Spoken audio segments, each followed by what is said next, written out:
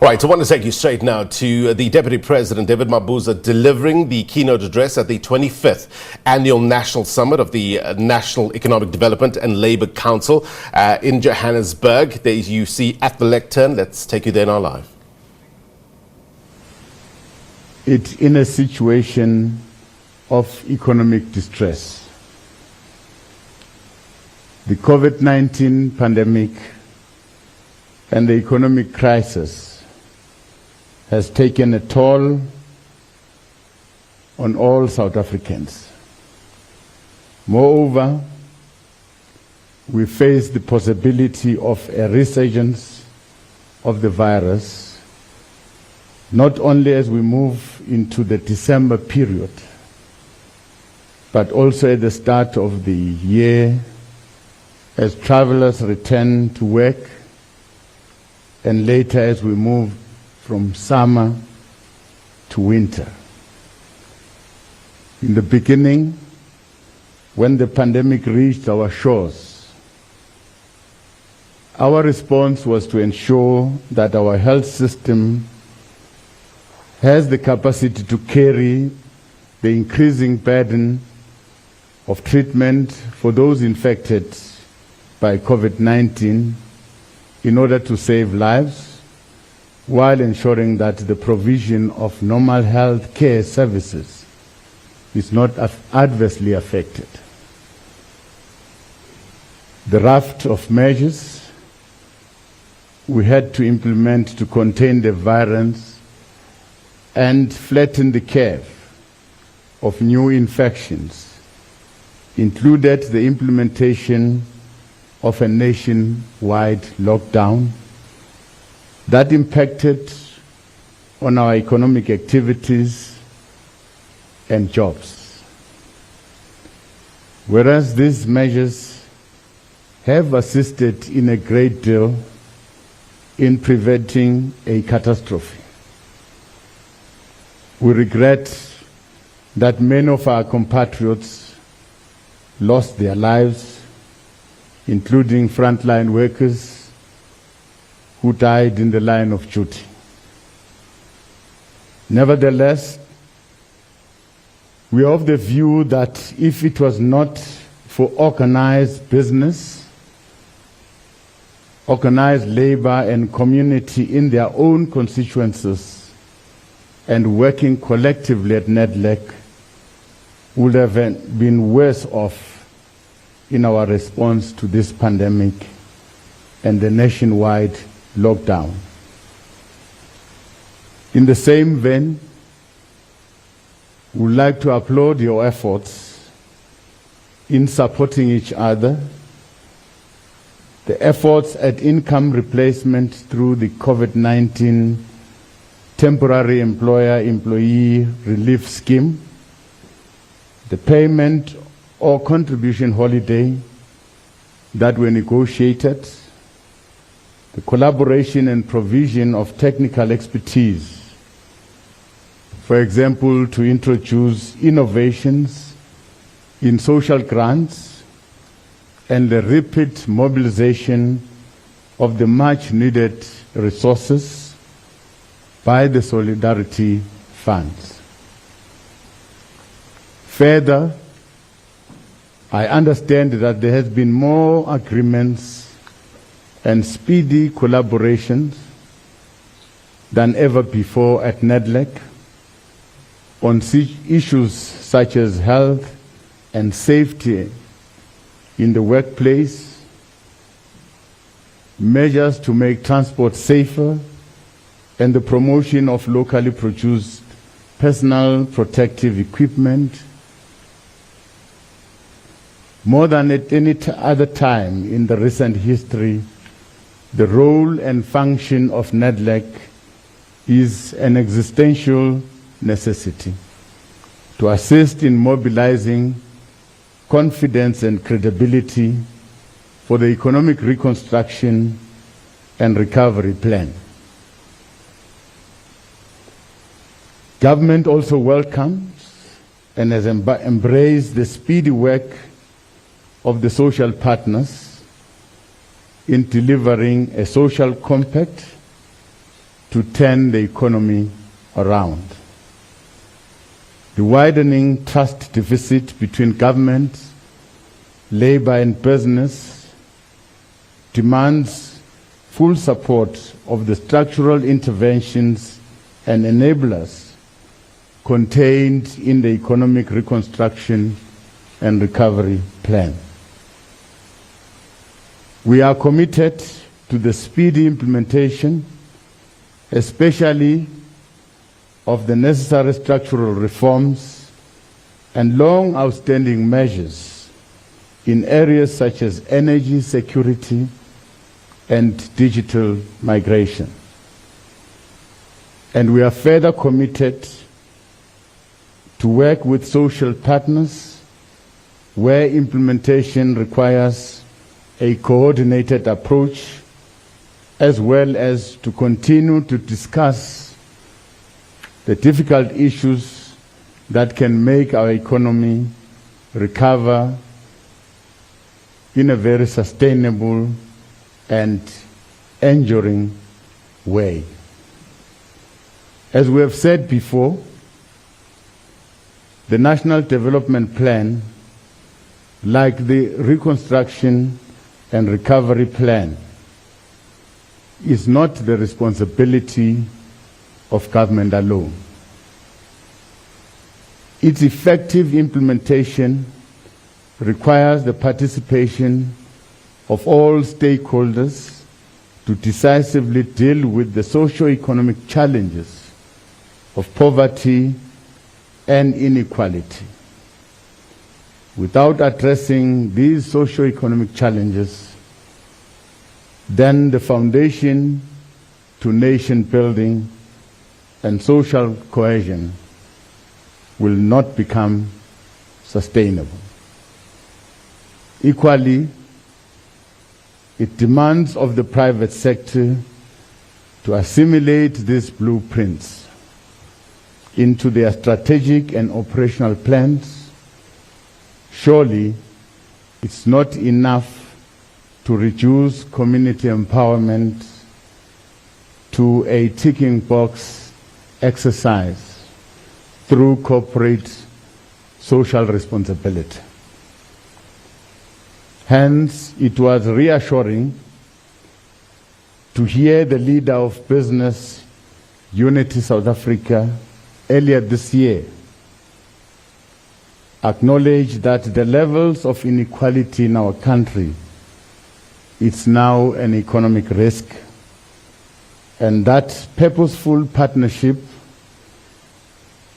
are necessary to get our economy, our democracy, and our wonderful country back on track.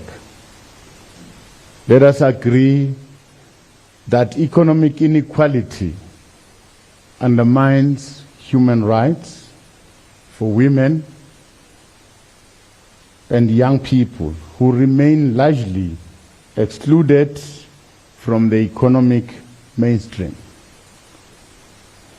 The fault lines of inequality encourage not only absence of shared social cohesion, but contribute to the delegitimization of both the public and the private sector. In measuring ourselves to deliver a better life for all, since 1994, it will be on the basis of extending people's capabilities, which translate to what Amartya Sen calls it substantive freedom. The capability approach, as espoused by Sen, amounts to giving citizens and communities opportunities and levers to empower themselves, since, as Sen says, freedoms are not only the primary ends of development, they are also among its primary means. Therefore,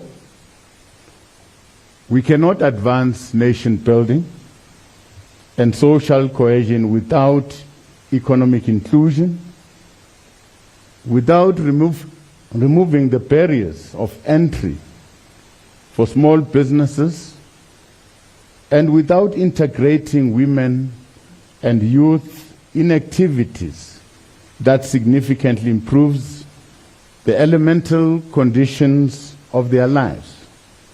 In fact, social cohesion is directly shaped by the material levels of equality. In our quest to build a sustainable future that is premised on achieving, among others, spatial equality, as government, we are prioritizing the inclusion of women, the inclusion of young people, and people with disabilities in the unfolding land reform program. Attending to the land question, it's a justifiable, important action for meaningful nation building and for unlocking untapped agricultural and industrial economic potential for the country's development. In our view, failure to address the land question is unsustainable, and the prevailing conditions provides a fertile ground for social discord and political instability. In finalizing the land reform program, we also look towards NEDLAC as a platform for consultation, for participation, and social compacting to once again play a key role in taking that process to its logical conclusion. We consider this 2020 summit as particularly very special, since it is an occasion to sign the framework agreement for a social compact on supporting ESCOM for inclusive economic growth. Purposeful partnerships through social compacting are very important to support the enhancement of our maturing and the bureaucracy critical for the provision of services in a non-partisan manner. This is in the main premise on an argument of the Indlulamiti scenarios, which says that levels of interpersonal and intergroup trusts are about the shared expression of common values and a common vision as encapsulated in our country's Bill of Rights and the National Development Plan. This is why we are excited to be witnessing the signing of this social compact, as it signifies confidence in ESCOM and its importance to the South African economy. This is in sync with the work of the political task team that is shared by the Deputy President to bring together players within government towards the resolution of challenges that are faced by ESCOM. The resolution of the ongoing ESCOM matter and stabilization of the energy supply is critical to inclusive economic growth, employment creation, and poverty reduction. The negotiation of this social compact, which began a year ago, when we were all seized with the energy crisis that was facing our country then, with the prospects of load shedding and high electricity prices. This year has seen significant stabilization of Eskom operations under the current leadership, and with the support of the Eskom political task team, there is a clear path towards energy security.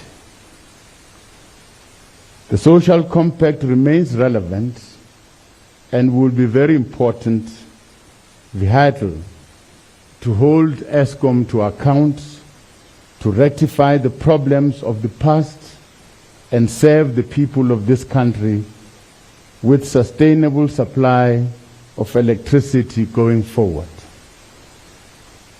It is sincerely encouraging that social partners representing diverse constituencies and institutional mandates manage to find common ground on a pragmatic and sensible program of action with clearly identifiable timelines and milestones to, among others, identify and support innovative, cost-effective funding mechanism to reduce Eskom's debt, identify measures to assist Eskom and government to access fresh capital where required.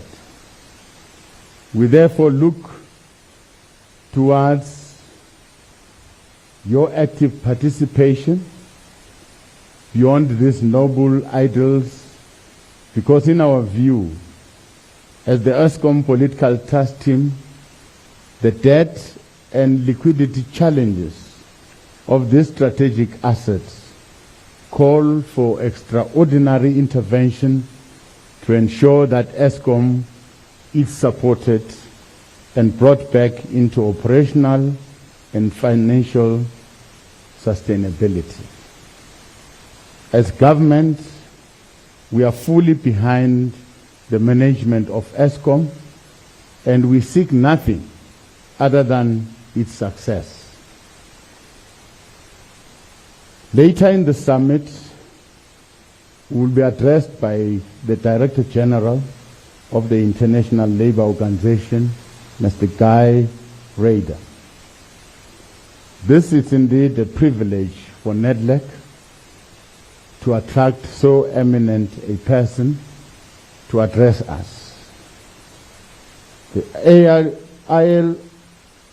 ILO has been leading discussions on the future of work and have identified key drivers, namely climate change, technological innovations, demographic shifts, and globalization. Indeed, COVID-19 pandemic has to a greater extent fast-tracked some of these drivers. Government thus recognizes the urgency in which we should be responding to and harnessing the positive opportunities posed by the future of work, while mitigating against the adverse impact that are posed by automation and artificial intelligence, as an example. It also requires of the social partners to deliberate on the necessary changes to our skills strategy, labor legislations, and social security dispensation, so that the ideal of decent work can continue to be realized under these new conditions. For us in the Human Resource Development Council, we recognize that COVID-19 has made more urgent the need to develop skills and training that is innovation-led and technologically advanced. In this regard, we would like to acknowledge the recent collaboration with the ILO on a series of webinars on the future of work, and we trust that the recommendations coming from these dialogues will be taken forward in the new year. The NEDLAC Annual Summit is also an occasion where the annual report of the prior year is released to the public. Due to the lockdown, annual reports are being released later than usual after the conclusion of the financial year. Nevertheless, NEDLAC should be congratulated on the successful release of its annual report. Congratulations.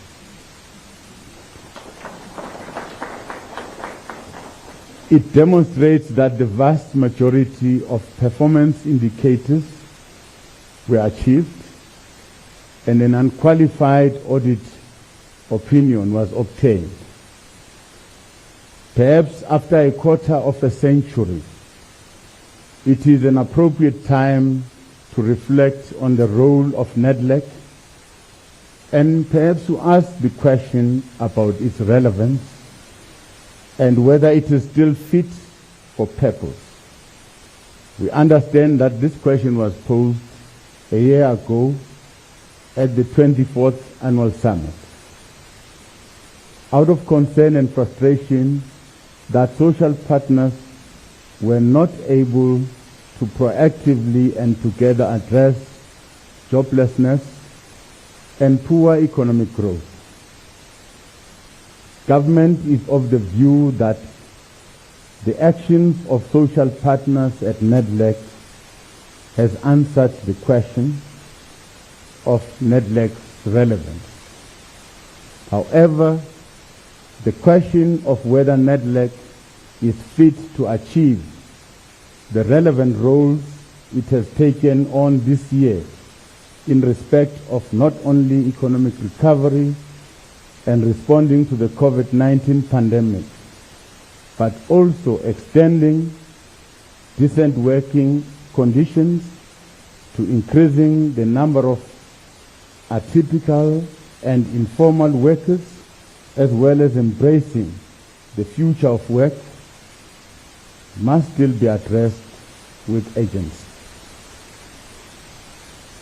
The ESCOM Social Compact and the Economic Reconstruction and Recovery Plan deserves our full support. There is no room for apathy and cynicism. There is no tangible benefit in being enemies of hope. Rather, we all benefit together when we are friends to optimism. NEDLAC remains an appropriate platform that is capacitated to pursue issues for which we have got a common interest. We must spare no effort in repositioning NEDLAC to become a relevant platform for social dialogue in our country. If we are to build NEDLAC into a vibrant and agile institution that is fit for purpose, we have to move swiftly to amend its founding legislative instruments so that there's inclusion and participation of the community constituency in all chambers and structures of NEDLAC.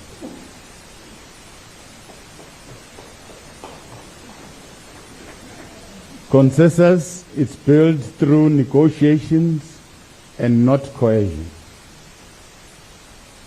We reach a win-win outcome if we do not become entrenched to our private interests, but prioritize the common welfare.